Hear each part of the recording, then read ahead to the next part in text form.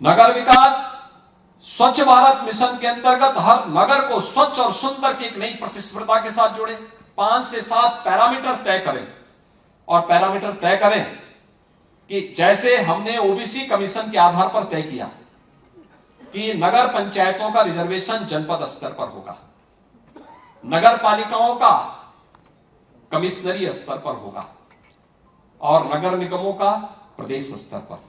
ऐसे ही आज मैं कुछ पुरस्कार की घोषणा कर रहा हूं आपके सामने, और पुरस्कार ये कि 5 से 7 पैरामीटर में, स्वच्छता में, शुद्ध पेयजल में, अच्छी सड़कों में, सेफ सिटी के लिए, टैक्स आत्मनिर्भरता के लिए यानी टैक्स लेने में भी उसको भी एक आर्थिक पक्ष को भी जोड़ना, हर एक का नंबर तय करिए और फिर एक स्वस्थ प्रतिस्पर्धा बनाए।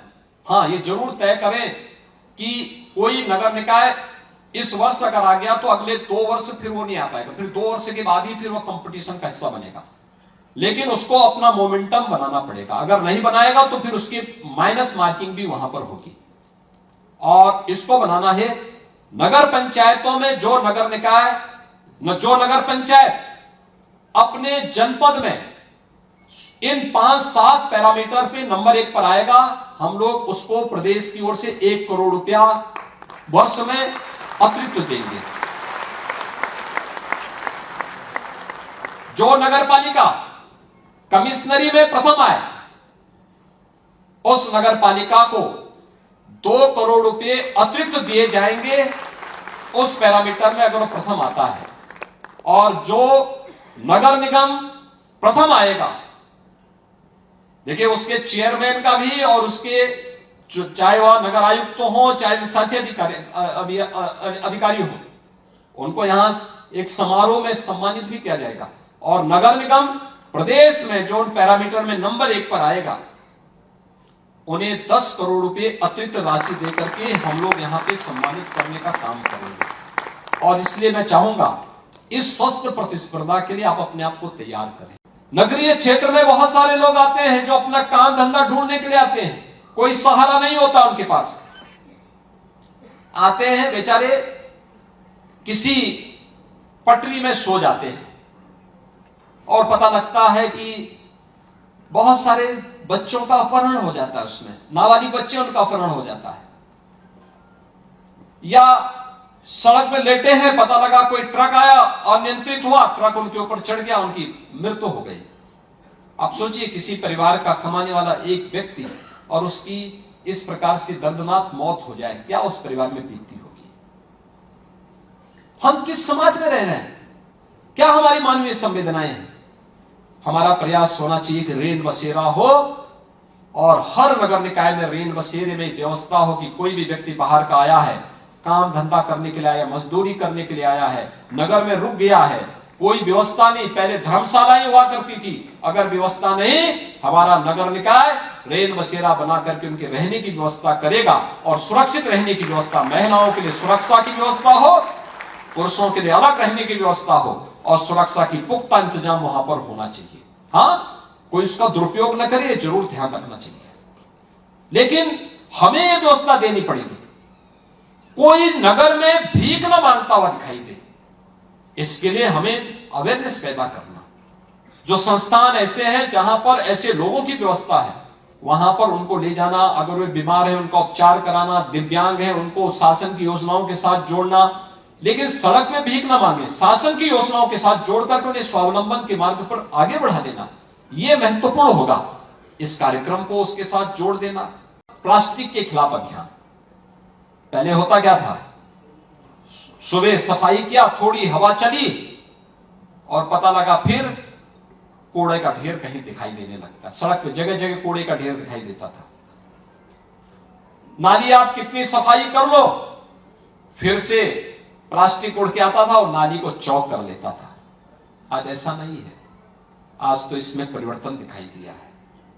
आज नालियां काफी हद तक साफ दिखती है, नगरीय क्षेत्र में कूड़े का ढेर नहीं दिखता है, गाय प्लास्टिक खाने से नहीं मरती है।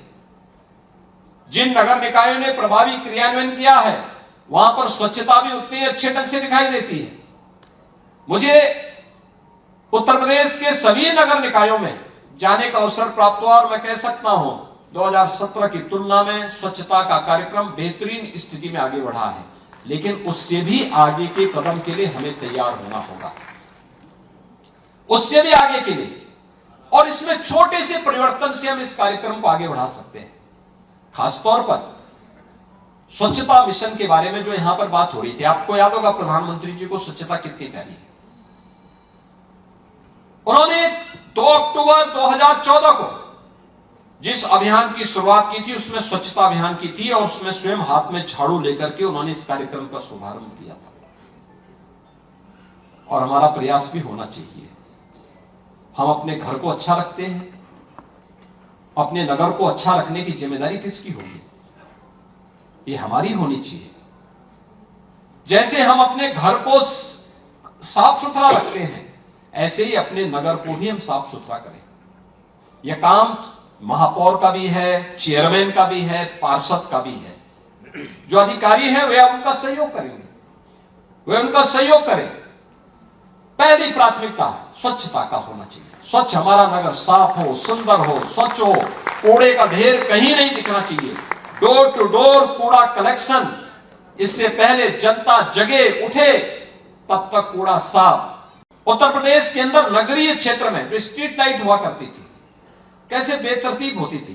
तो ठीक है, उसमें बहुत सारी जगह बिजली नहीं आती थी तो लाइट का कोई मतलब ही नहीं होता था। लेकिन जब 17 के बाद बिजली आने लग गई तो हम देखते थे कोई नीली है, कोई पीली है, कोई हरी है, कोई लाल है, कोई जलती थी, कोई नहीं जलती थी। कोई अचानक बिजली आई तो जैसे बिजली का एक झटका लगा उसी में जलती हुई अन्य लाइटों को भी बंद कर देते थे। आज ऐसा नहीं है। आज तो किसी भी नगर में आप जाएंगे, अब तो नगर ही नहीं, अब तो गांव में भी आप जाएंगे, जो नए नगर पंचायतें बनी होंगी वो किसी बड़ी ग्राम पंचायत को बना करके ही हम लोगों ने नई नगर पंचायत बनी है। वहां भी आप जाके देखेंगे तो एलईडी स्ट्रीट लाइट आपको दिखाई देगी, एक जैसी कलर की दुधिया कलर से चमकती हुई लाइट उस पूरे नगर की शोभा को बढ़ाती है। वह शोभा केवल उस नगर की नहीं बढ़ती है, उस नगर के नागरिकों की भी बढ़ती है। और दूसरा, उसका लाभ क्या है? जब हम हेलोजन लगाते थे, बेतरतीब लाइट लगाते थे, वह लाइट बिजली ज्यादा खर्च करती थी, साथ साथ कार्बन उत्सर्जन भी करती थी, पॉल्यूशन होता था, एक वायु प्रदूषण। उस पॉल्यूशन, आप किसी हेलोजन वाले स्थान पर रात्रि भर जो जलना हो और उसके नीचे थोड़ा आप खड़े हो जाइए एक समय, जब वो 3-4 घंटे जले और उसके बाद उसके नीचे आएंगे तो बहुत वैसी स्मेल आती है। यानी आज कुछ देर आप वहां खड़े हो जाएंगे, ज्यादा देर खड़े हो जाएंगे, आपको लगेगा मुझे झटका आ जाएगा, यानी आपको चक्कर आने लग जाएंगे। यानी एक प्रकार का गैस उत्सर्जित होता है और वह प्रदूषण का कारण है। एलईडी स्ट्रीट लाइट कार्बन उत्सर्जन को न्यूनतम स्तर पर ले जाने का कार्य करता है। बिजली की बचत भी होती है।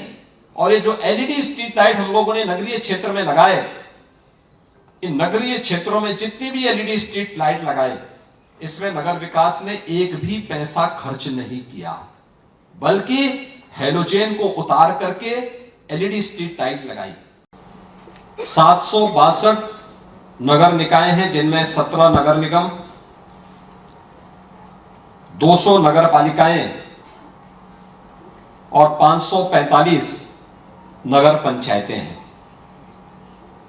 इन 762 में चुनाव होना था। बहुत सारे लोगों ने प्रयास किया कि चुनाव टल जाए, चुनाव में व्यवधान पैदा करने का प्रयास किया, न्यायालयों का सहारा लिया, लेकिन हमारे नगर विकास की टीम पूरी मजबूती के साथ डटी रही, एक एक मुद्दे का निस्तारण करती रही। पहली बार प्रदेश के अंदर नगर निकाय के चुनाव ओबीसी कमीशन की रिपोर्ट को लागू करते हुए संपन्न हुए और जिसका परिणाम था कि आप सब यहां पर विजयी होकर के आए हैं। या जनपदों में हमारे पार्षदगण विजयी होकर के आए हैं। इतना निष्पक्ष और शांतिपूर्ण चुनाव लोगों की कल्पना के बाहर है। एक भी घटना नहीं घटित हुई।